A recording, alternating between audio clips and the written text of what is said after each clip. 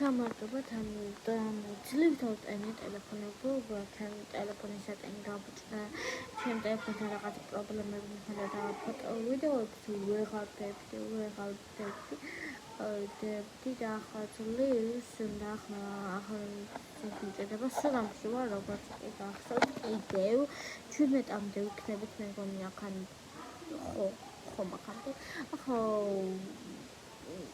თქვენ ვარ იცნობთ იმას მის საკესაც მე მივხმარებ მაგრამ თბილის ჩავალ იქნება ჩემი დედა და მას აქვს iPhone